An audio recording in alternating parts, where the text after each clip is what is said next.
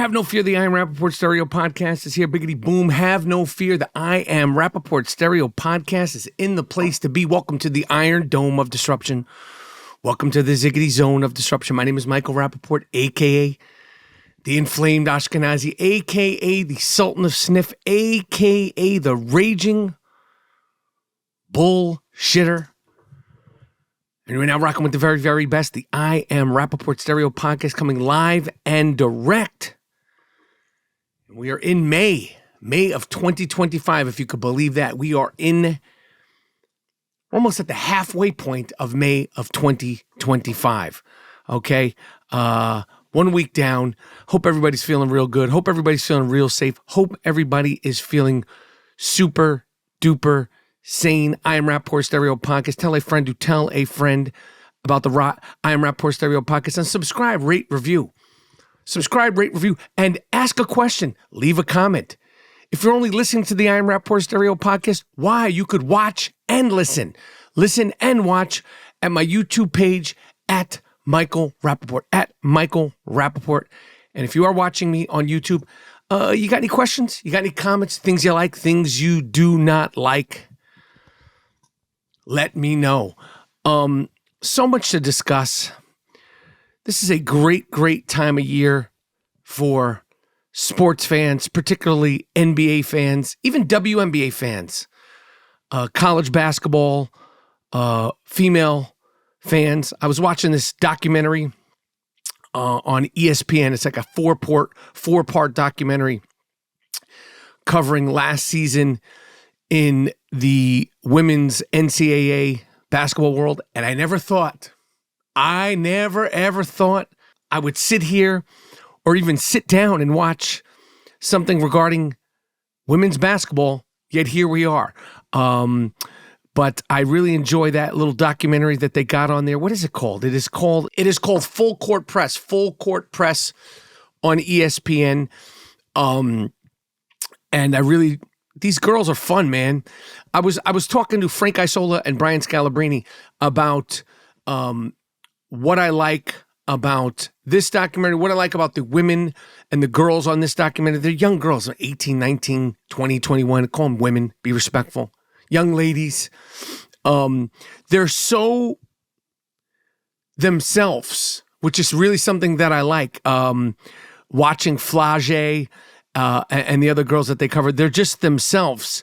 And they're not jaded, and they're not like debutantes. Like so many of the NBA players are like contrived, very, very aware of themselves, very, very aware of the sort of persona they want to carve out.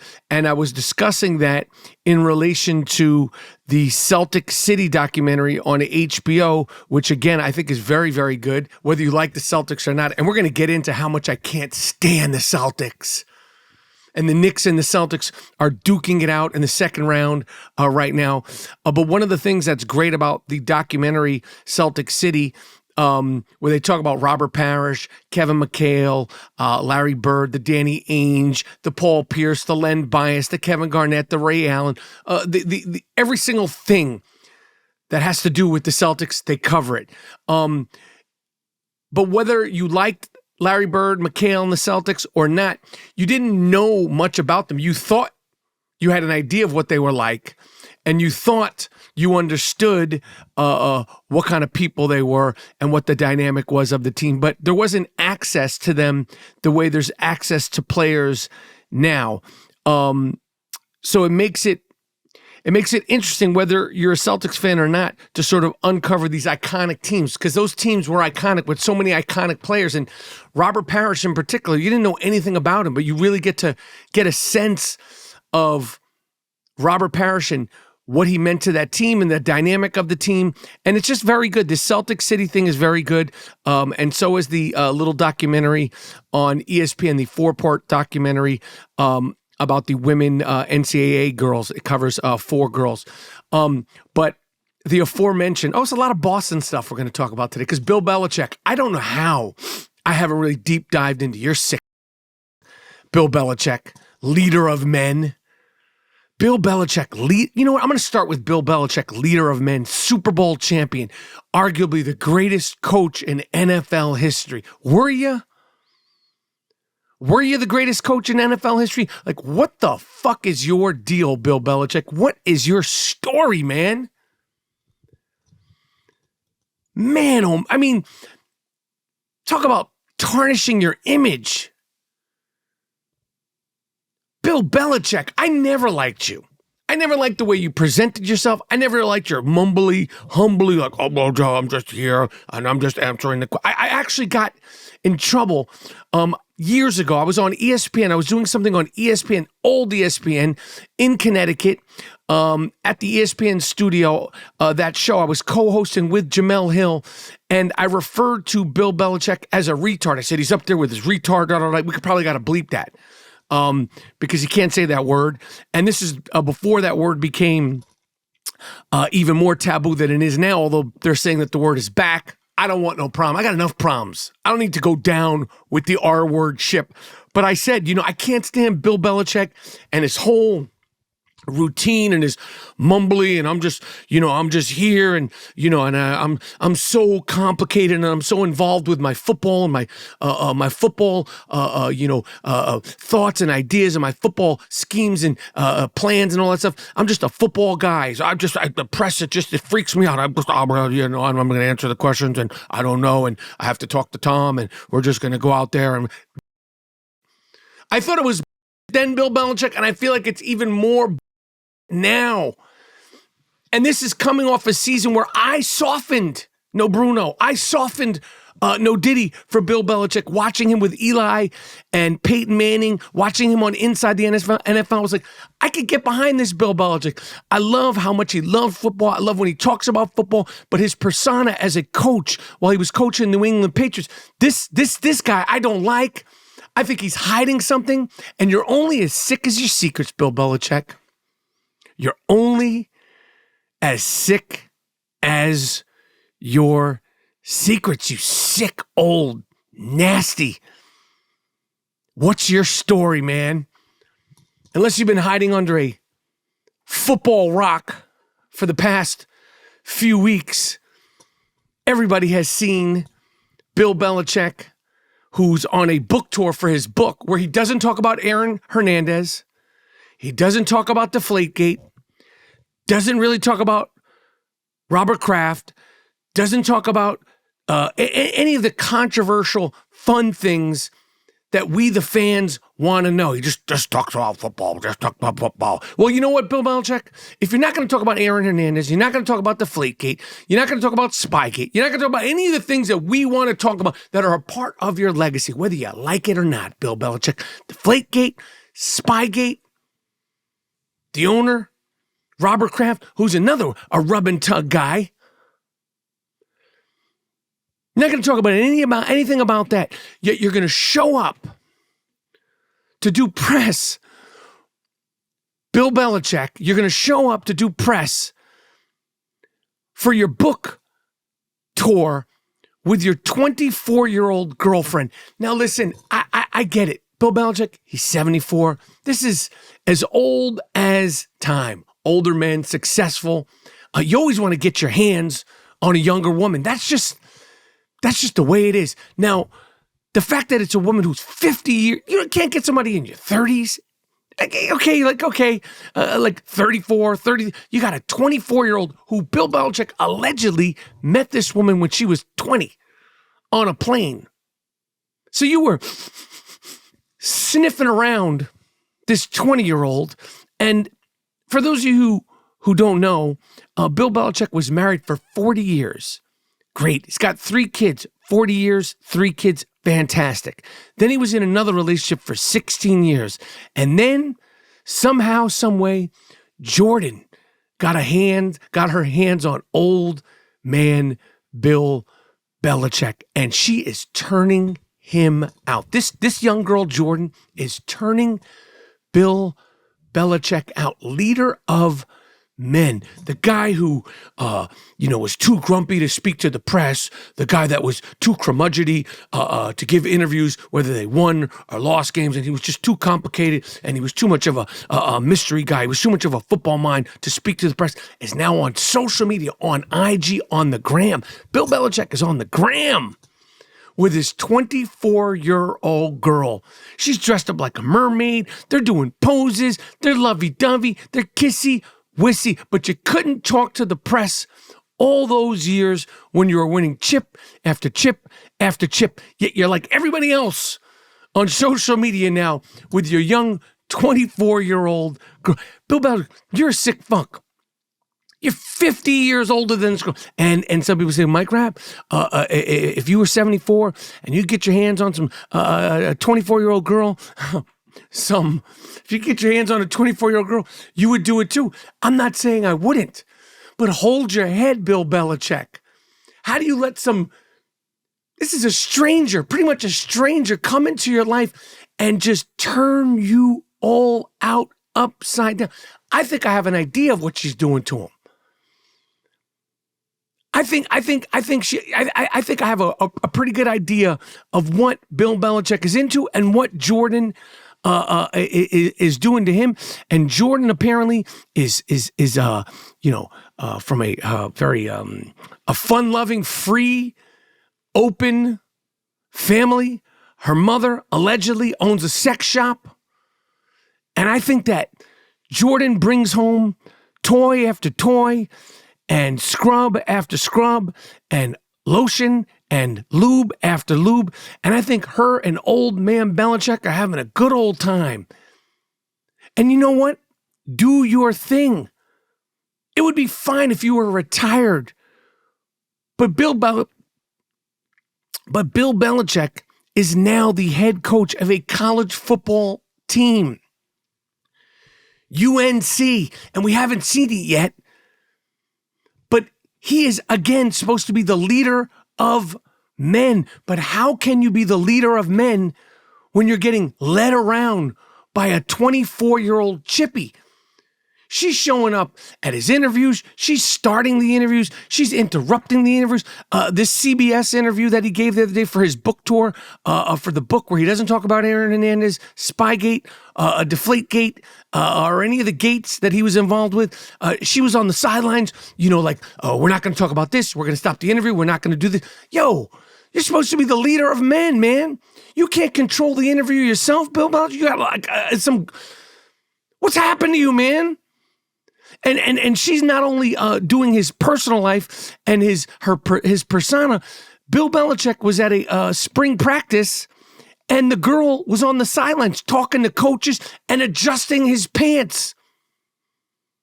Did you see the video of her adjusting his pants? This is a football coach. We're not in an old age home. This isn't Thanksgiving.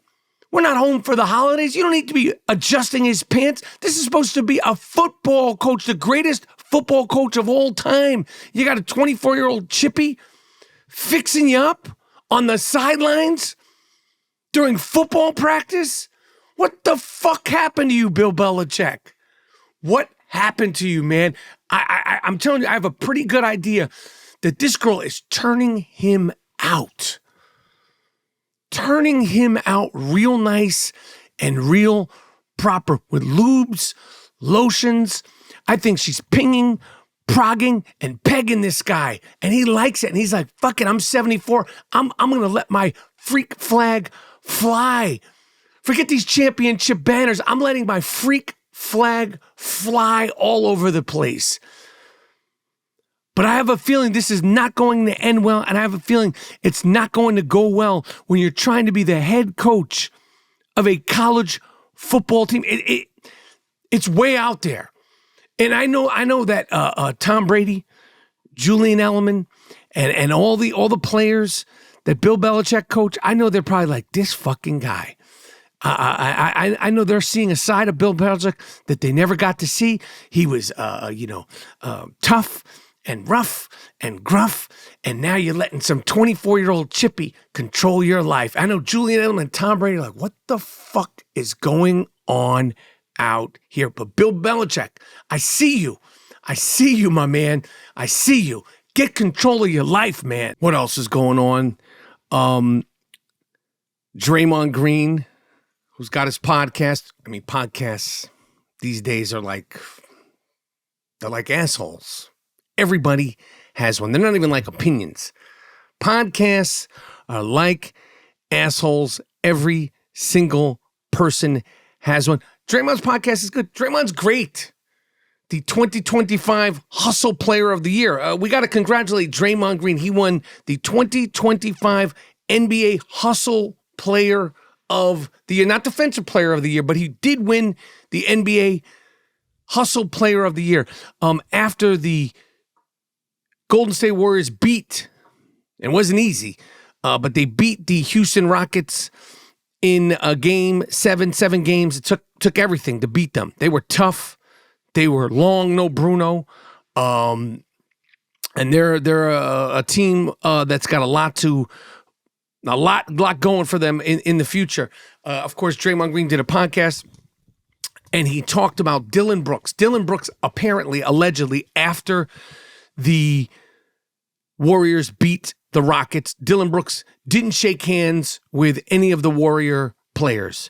And this wasn't in the news. This wasn't on the news, but Draymond Green made it newsworthy. And of course, if he makes it newsworthy, and he talks about it on his podcast, every other podcaster, including me, the world's most disruptive podcast, I have to also speak about this. No one was talking about this, Draymond Green, until you brought it up. But Dillon the villain Brooks, who's hard to like, similar to Draymond Green. I think Draymond Green sees a lot of himself in Dillon Brooks. Is Dillon Brooks as good as Draymond Green? No. But essentially, those are guys that you only like if they're on your team. And throughout this series and throughout their history, Draymond Green has talked, he's talked crazy to Dillon Brooks. He's talked crazy to him on the court. He's talked crazy to him in press conferences. He's talked crazy to him throughout their career playing against each other before he was a Rocket. And Jimmy Butler, he also said, I hate Dillon Brooks. I don't respect him. He's a pussy. He's a bitch, and a few other things. And he said, I can't stand him. I don't like him. So after the series, if you know that the Golden State Warriors think this of you because they're comfortable saying, I hate this motherfucker. I can't stand this motherfucker. He's this, that, and the third. Why would he shake hands? I say if I'm Dillon Brooks, fuck it. These guys don't like me. They don't respect me. They say they don't like me. They say they don't respect me. Why should I shake their fucking hands? And Draymond Green went on his podcast and told the story about Dillon Brooks leaving the court and not shaking hands, and he called him a sucker. He's a sucker. And I'm thinking to myself, he's a sucker? You sucker punched your teammate. You kick people in the dick. You stomp on people's chest. You bully. You talk shit. And then after the games, you huggy. I get it, sportsmanship. I like that. But some people might be like, yo, fuck it. Fuck you. Fuck you, Draymond. Fuck the Warriors. Fuck you, Jimmy Butler. Me personally, I'd give you 5. But, Draymond Green, I'm surprised anybody shakes your hand. You're abusive to the refs. You're abusive to other players in the league. And then when somebody's like, yo, fuck it, I'm not shaking your hand, you get your feelings hurt and you say he's a sucker, da-da-da-da. I mean, listen, I think Dillon Brooks he's a needed player. And he's done an incredible job of carving out an NBA career with very little skills. But if he doesn't want to shake your hand because you guys say, I hate him, I don't respect him, you should at least respect that. He's doing the same thing that you do to everybody else, except for afterward, you hug, you kiss, and all that shit. I'm surprised the Houston Rockets, that young kid Sagoon, who he was elbowing, who he's pushing, he was cheap shotting the entire series. I wouldn't shake this fucking guy's hand either. You're a dirty player, dirty Draymond. I mean, what do you guys think? If the Golden State Warriors say, I hate this fucking guy. Jimmy Butler says, I hate this fucking guy. Draymond Green says, I can't stand this guy. I can't stand him. I don't respect him. Why shake his hand after the game? Why, why subject yourself to that? Why look somebody in the face and shake their hand because of the brotherhood? Because it's, it's the right thing to do? The way Draymond Green treats his opponents is certainly not the right way to treat your opponents. He's abusive. He's literally physically abusive and verbally abusive to other players and the referees. So when you get somebody who's saying, yo, I know how you feel about me. I know how I feel about you. We're not shaking hands. I'll see you next season. I like it. What else is going on? I saw some online stuff about the award-winning Tribe Called Quest documentary that I had the privilege of directing, Beats, Rhymes, and Life, The Travels of a Tribe Called Quest. If you haven't seen Beats, Rhymes, and Life, The Travels of a Tribe Called Quest, or you have seen it, you could stream it on all your streaming platforms. Great documentary that I had the privilege of directing. And every now and then something will come up about that film in the gossipy sort of way. The film, obviously, it was documented how challenging it was to make, how frustrating it was to make, within the group. Shout out to the late, great Fife Dog. Shout out to Q-Tip, Ali Shaheed Muhammad, and Jerobi for signing off on the film. But I saw something on YouTube about how this, that, and the third about the film. And let me just tell some things about the film that I directed. Award-winning, Producer Guild Award. That ain't nothing to scoff at. We won. It's looked at as one of the greatest music documentaries ever. And you're only as good as your subject. But I did direct it. But let me just give a little clarity, a little history, some facts about Beats, Rhymes, and Life, The Travels of a Tribe Called Quest, the film that I directed, which again you could stream on many of your streaming platforms, and I highly recommend it if you haven't seen it. It's a great journey about one of the most important musical groups. I don't even call them just hip hop. Most important musical groups of the last 50 years. The Rock and Roll Hall of Fame, iconic, A Tribe Called Quest. But that film came about because I went to one of the last Tribe Called Quest concerts, and I started thinking about that in the 90s. And then 2008, 2009, I'm not great with dates. I don't fact check. They did a show in LA. And after the show, I was backstage with Fife. I was backstage with Ali Shaheed Muhammad. I was backstage with Q-Tip. Again, shout out to the late, great Fife Dog. And I said something about doing a documentary about A Tribe Called Quest. Said it again years later. And Q-Tip said, you should do it. Because I think I said, and I quote, somebody should do a documentary about you guys. And he said, you should do it. Well, lo and behold, I did it. They were performing shows in the summer. And I found out very late in the game. I had no idea that they were performing shows in the summer. Because for me, Tribe Called Quest performing shows, I'm like, where, when? I'm going. I found out like a few days before they were doing the shows, and I reached out to Q-Tip, said I want to do a documentary. He said, cool. He said, reach out to Ali. I said, I want to do a documentary. He said, cool. And then I reached out to Fife. The night before, I spoke to Fife the Friday night before their Saturday show, or the Saturday night before their Sunday show. I believe it was a Saturday.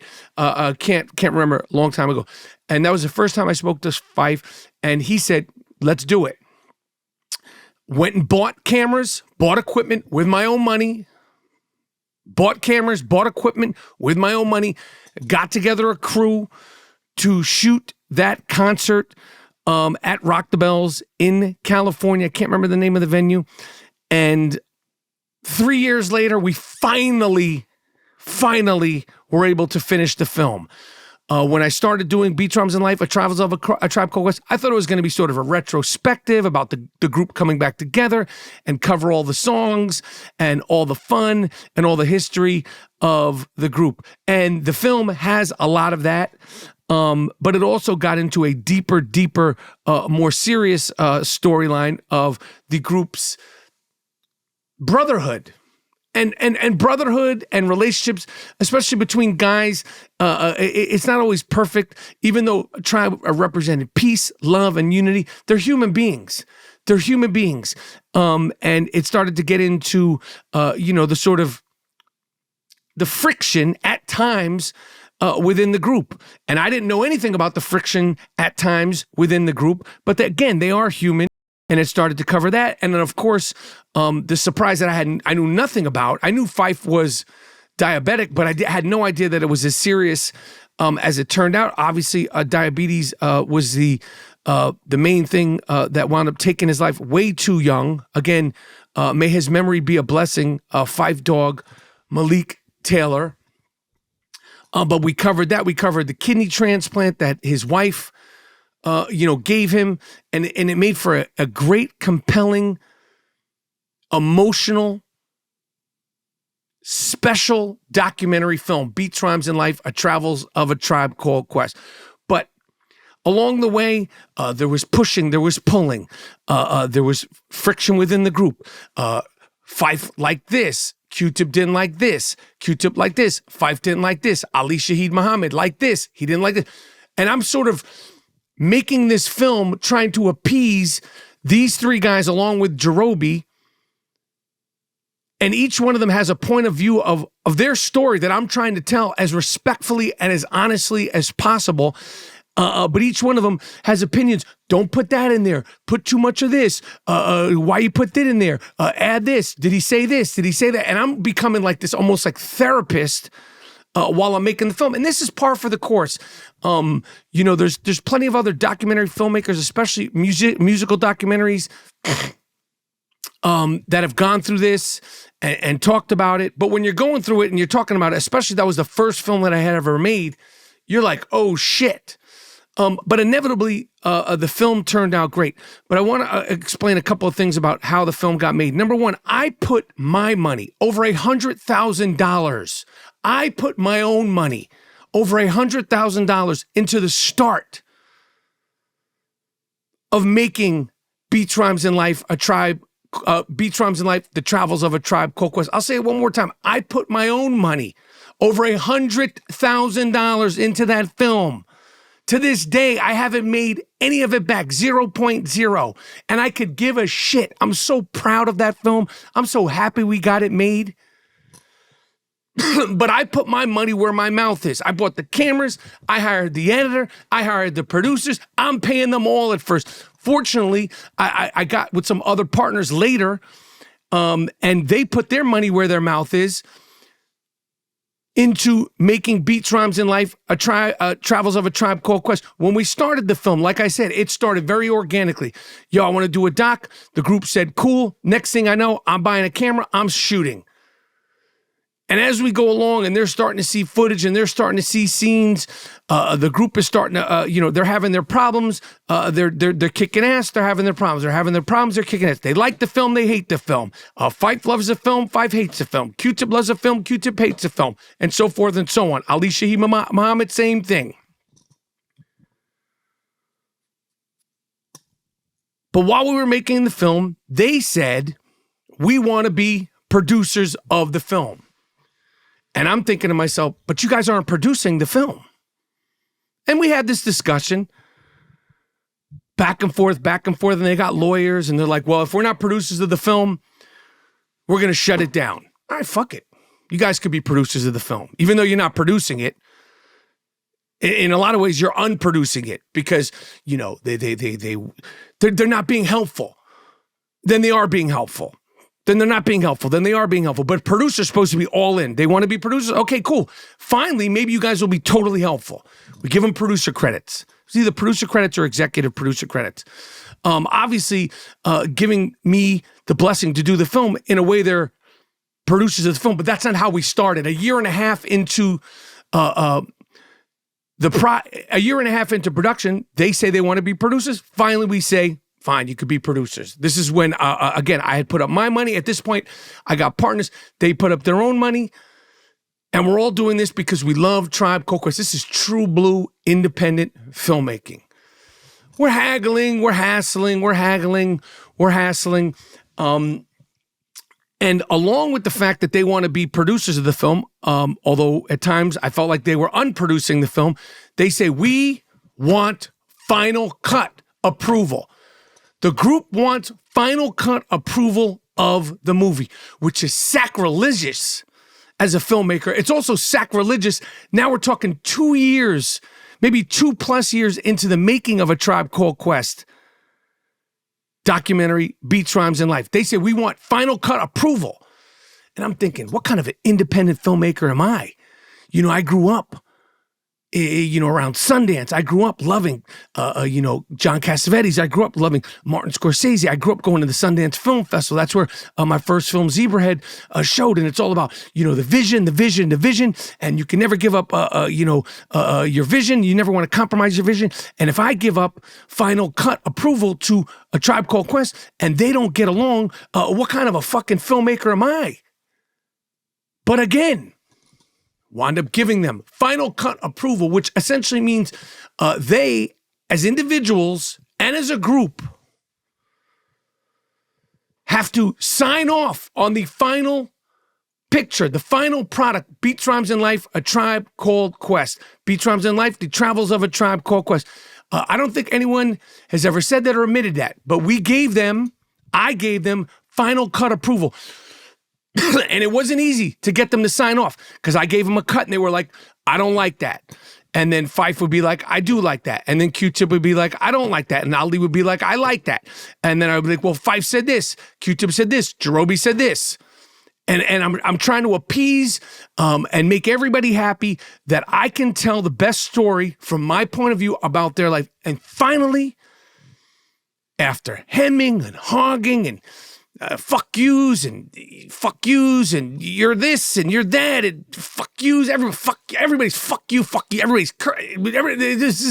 we should have documented the making of the documentary, because the making of Beats, Rhymes, and Life, The Travels of A Tribe Called Quest had to be, the making of Beats, Rhymes, and Life, The Travels of A Tribe Called Quest was certainly as entertaining, if not more entertaining than the actual film. But after all that, after signing off reluctantly on the group having approval of the final cut, the group, A Tribe Called Quest says, cool. This is it. We agree to this final cut that is going to be seen out in the public. And to this day, although the film has had great success and is seen all over the world and is still streaming, with the amount of money that went into making the film, the music clearances, the archival clearances, to this day I have, and the financiers and the other producers have not made any money off this movie. 0.0. And I put in over $100,000 of my own money. I don't care. I'm so happy that I made the movie. But if there's any complaints about the final cut of Beats, Rhymes, and Life, A Travels of A Tribe Called Quest, talk to the group. Don't talk to me. Talk to the group. If you didn't like it, talk to them, because they had final cut approval. If you loved it, you should also pat them on the back, because they had final cut approval. So anybody who didn't like it, and any podcast and YouTuber saying this, that, and the third about the way the film turned out, and this was left in and this was left out, you approved the film. You approved the film. The group, their management, their lawyers approved Beats, Rhymes, and Life, A Travels of A Tribe Called Quest. And you could always go and make your own Tribe Called Quest movie. You could always go and make your own Tribe Called Quest movie. The Rolling Stones have many documentaries made about them. They're that prolific where the Tribe Called Quest is worthy of multiple documentaries. Make another one yourself. But when I tell you it ain't as easy as just going out there and doing it, it ain't as easy as just going out there and doing it. But anybody who's got problems with the final cut, what should have been in, what shouldn't have been in, what could have been taken out, what should have been added, it wasn't just me, because the group themselves, their management, their lawyers also had final cut approval of the finished product that I was so happy to hand over. That being said, I'm so proud of the film. I'm so glad we got it done. I'm so glad we got it done during that time. The film is honest, it's emotional, and we captured a time that the group was going through something. And, you know, with the passing of Five Dog Malik Taylor, the late, great Funky Diabetic, what a mitzvah, what a blessing that we were able to get it done, even with all the turmoil. But what I just said about the making of Beats, Rhymes, and Life, the Beats, Rhymes, and Life, the Travels of a Tribe Called Quest, is all fact. It's all documented, and it's all on paper. Anyway, I'm done. Came, saw, disrupted. Tell a friend about the I Am Rapaport stereo podcast. Miles Jordan, a.k.a. the Bleach Brothers, a.k.a. the Dust Brothers. Take me at it with something real nice. Take me at it with something real loud. But most importantly, end this I Am Rapaport stereo podcast with something super duper funky. Boom, I'm out. I Am Rapaport Podcast.